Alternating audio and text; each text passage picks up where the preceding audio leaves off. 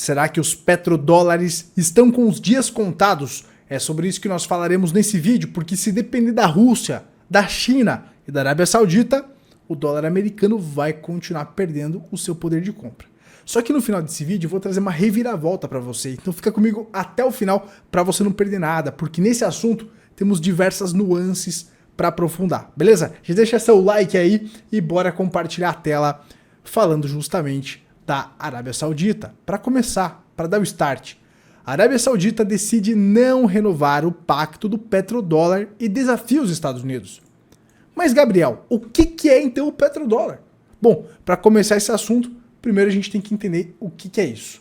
Basicamente é um acordo entre Estados Unidos e Arábia Saudita, onde os Estados Unidos, em troca de obrigar a Arábia Saudita a negociar o seu petróleo apenas em dólares americanos, os Estados Unidos ofereceria ali poderio militar, ajuda militar e ajuda financeira. Então é um acordo entre Estados Unidos e a Arábia Saudita, onde agora parece que a Arábia Saudita está querendo acabar com esse acordo, né? Não vai mais querer o apoio dos Estados Unidos em troca de ficar amarrada ali em apenas negociar com dólares americanos.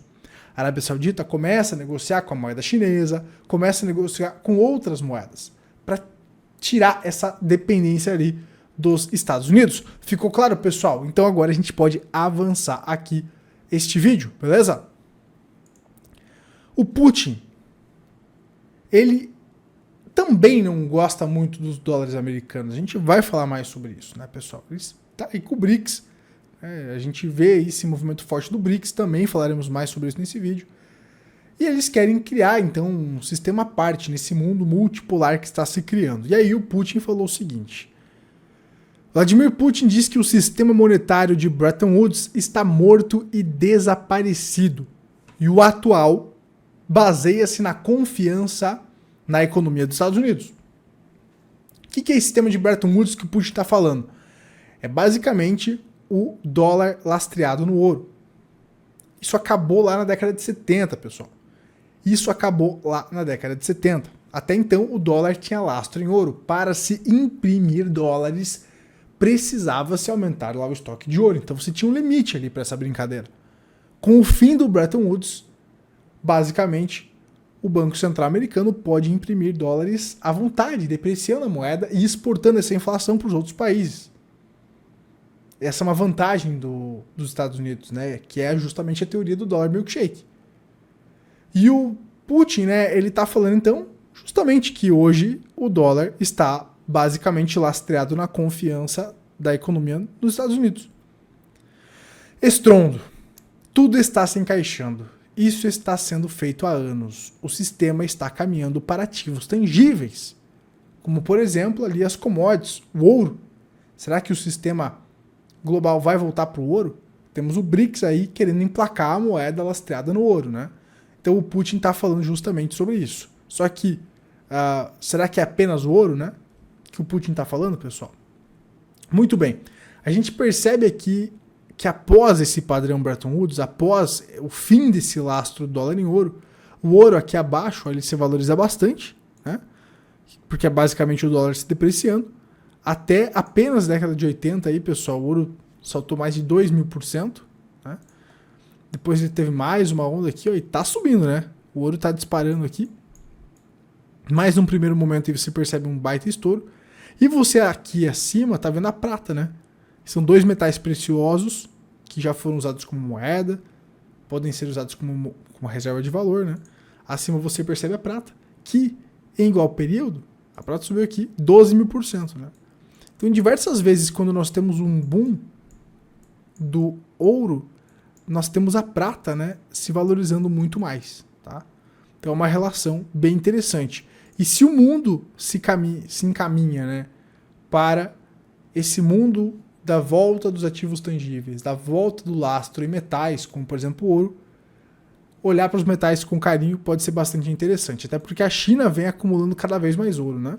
E para você que quer comprar prata física, tem a Morgantes. O link está na descrição. Usando o cupom PELISSARO, você garante 5% de desconto. Essa aqui, ó, é a barra de prata de 1 onça. E você também tem as moedas lá. Tudo você encontra lá na Morgantes. Lembrando que as barras de prata têm certificado de pureza, beleza? E aí, claro, você faz a autocustódia do seu ativo. Então você que busca proteção e, claro, valorização para o longo prazo, a prata física pode ser bastante interessante. Beleza, pessoal? Então tá aí a Morgantes, lembrando, 5% de desconto usando o cupom Pelissaro.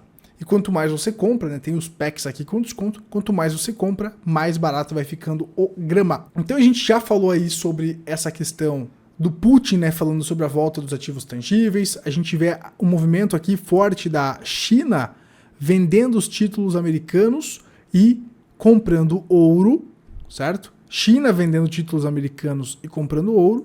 E agora nós temos aqui o BRICS, justamente, trazendo aí esse cenário onde eles querem criar uma moeda lastreada no ouro, certo? Moeda única do BRICS quer redefinir o sistema financeiro global. Eles querem então trazer de volta o lastro no ouro e, como a gente falou anteriormente, a China, que faz parte do BRICS, parece que já começa a se preparar para isso, comprando ouro cabulosamente e despejando aqui os títulos americanos, como a gente falou nesse vídeo aqui do canal de 7 dias atrás, pessoal. Recomendo que vocês assistam, tá? Esse vídeo aqui da China despejando os títulos americanos. Então a gente observa esse modelo, né, do mundo voltando para o ouro, esse mundo multipolar. A grande questão, né, do BRICS encabeçar isso é a confiança, né, desse lastro. A gente sabe que a Dilma é a presidente do BRICS. Então, no mínimo, eu tenho algumas ressalvas, eu tenho algumas desconfianças sobre se isso vai dar certo ou não, né? Eu acho que é um checkmate no dólar, esse movimento da China, esse movimento da Arábia Saudita e de outros players, mas também abre diversas desconfianças, certo? Muito bem, vamos seguindo aqui. Os Estados Unidos ele vai cavando a própria cova e vai perdendo a sua confiança, né? A sua hegemonia, aquela confiabilidade toda. Sabe por quê? Porque basicamente, como a gente viu anteriormente, hoje o dólar é lastreado na confiança da economia americana. E será que essa economia é tão confiável assim? Em 1790, a dívida nacional dos Estados Unidos era de 70 milhões de dólares. Apenas 70 milhões de dólares. Em 1980, essa dívida atingiu 1 trilhão de dólares. Em uma jornada de 220 anos. Demorou 220 anos para sair de 70 milhões até chegar a 1 trilhão, ok? Agora, essa dívida ultrapassou a marca dos 34 trilhões de dólares.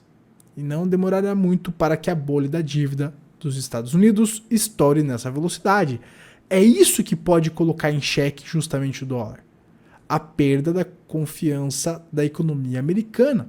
Um calote justamente dessa dívida americana que começa a ser impagável. Que o Putin aqui, ó, tá cutucando, né? É justamente sobre isso que ele tá falando. E justamente sobre isso que ele tá falando da volta dos ativos tangíveis. Porque como que você vai ter certeza que aquele ativo realmente tem valor? Com lastro. Igual era até então no Bretton Woods. Hoje, com a confiança dos Estados Unidos aí abalada, né? Então, esses outros players começam a ver a necessidade de uma alternativa. Aqui o Putin, né, pessoal, anuncia condições para acabar com a guerra na Ucrânia, só que os ucranianos declaram que as exigências são absurdas, né? Então parece que essa guerra aí tá longe de acabar. A Rússia quer o seguinte para que os bombardeiros acabem, né? Para cessar com os bombardeiros. Que a Ucrânia ceda a Moscou o controle de Donetsk, Kherson, Luhansk e Zaporizhzhia, né? E parece que a Ucrânia não quer abrir mão desses territórios. E aí, enquanto isso, as sanções, né, contra a Rússia continuam. Mais um motivo pelo qual o Putin vai brigar contra o dólar, vai buscar alternativas. E aí que tá, né? O BRICS vai se fortalecendo nesse sentido. A Arábia Saudita já está caindo fora ali do acordo dos Estados Unidos. A China vai despejando os títulos americanos e comprando ouro e negociando através da sua moeda também. E por aí vai. O mundo ele está se afastando dos Estados Unidos. Os Estados Unidos começam a perder a sua força. Vamos ver o que o Putin falou aí com relação ao Ocidente utilizar dos ativos confiscados da Rússia, congelados, para financiar essa guerra da Ucrânia. Vamos lá. Um roubo. Foi assim que o presidente russo Vladimir Putin descreveu nesta sexta-feira a utilização de bens russos congelados para ajudar a Ucrânia a resistir às suas tropas. Agora eles estão pensando em como fornecer pelo menos alguma base legal para finalmente se apropriarem deles. Mas apesar de todos os truques, o roubo ainda é roubo e não ficará impune.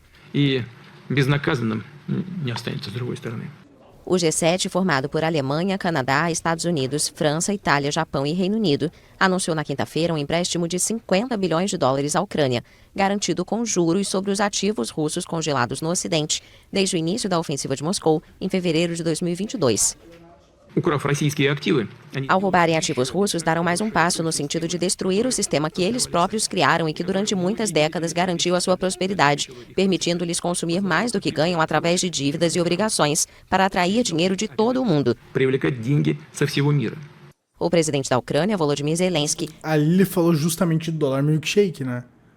Porque hoje os Estados Unidos, tendo a hegemonia da moeda, ele consegue imprimir essa moeda a rodo, justamente sustentando essa dívida maluca. O governo vira e mexe, tem que, para não congelar as operações, tem que imprimir mais dinheiro, tem que emitir mais dívida, né? Então, basicamente, os Estados Unidos só não quebrou porque qualquer país que ficasse imprimindo dinheiro ia quebrar. O real, se começar a imprimir, o Brasil, se começar a imprimir muito real, vai quebrar.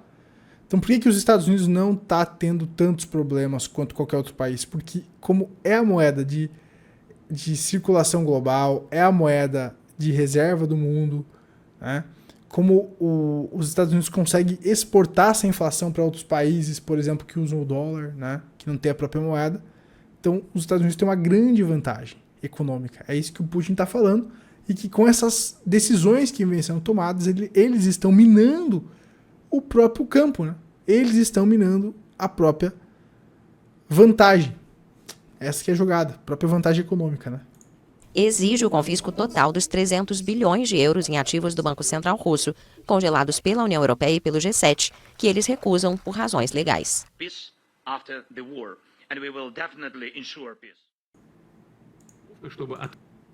Então tá aí, né, pessoal? A treta, a guerra continua, as sanções continuam e isso vai se refletindo na economia.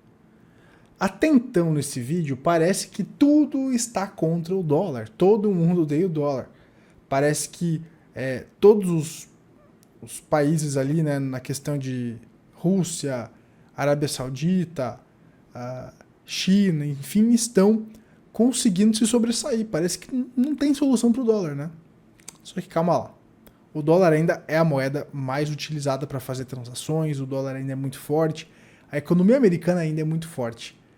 E talvez nessas eleições americanas uma reviravolta possa acontecer. Vamos falar sobre ela agora. É uma teoria aqui, é uma ideia que eu tive, mas pode ser que seja interessante, tá? E o Trump está de olho nisso e outros políticos americanos também estão de olho nisso. Tether, que é uma stablecoin das criptomoedas. Então, Tether é uma das maiores compradoras de títulos do Tesouro dos Estados Unidos, diz executivo. Responsável pela criptomoeda pareada ao dólar USDT,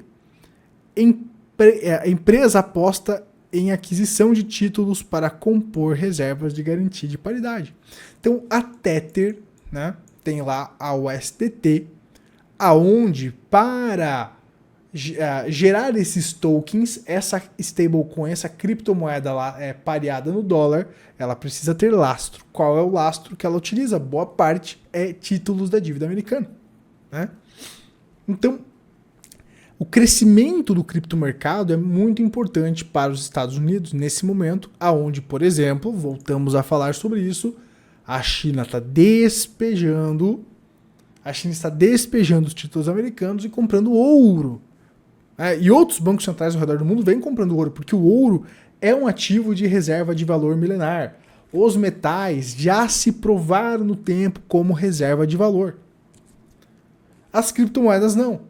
Só que nesse novo mundo que está se formando, as criptomoedas podem, né, justamente colaborar com a força do dólar. a continuidade da economia americana justamente comprando a dívida americana para que as stablecoins consigam manter a paridade. E o Trump parece que sacou isso aí. Ele está falando, todas as mineradoras de Bitcoin devem ir para os Estados Unidos, diz Trump. Então ele começa, a apoiar as criptomoedas. Não só porque isso seria muito bom no sentido de negócio para os Estados Unidos, mas também porque esse criptomercado pode fortalecer aí a economia americana. Trump quer que todo o Bitcoin restante seja produzido nos Estados Unidos. Então, parece que a gente vê essa guinada do Trump, que inclusive falou que ia acabar com o imposto de renda. Parece que a gente vê essa guinada do Trump para as criptomoedas. Será que ele percebeu que as criptomoedas ajudam os Estados Unidos? Não só se os Estados Unidos terem isso nas reservas, porque o Bitcoin é um ativo escasso, e ter Bitcoin seria interessante para compor as reservas, como também essa indústria como um todo pode movimentar a economia americana e pode manter essa compra de títulos cada vez crescente? Enquanto China e outros países começam a despejar os títulos americanos, os Estados Unidos precisa achar alguém para comprar isso aí. Alguém precisa comprar a dívida americana, senão como é que eles vão se financiar? Como é que essa máquina vai continuar rodando? E aí pode entrar esse novo mercado, que se os Estados Unidos jogar contra, pode ser um tiro no próprio pé. Então esse é o jogo atual e essa é a reviravolta.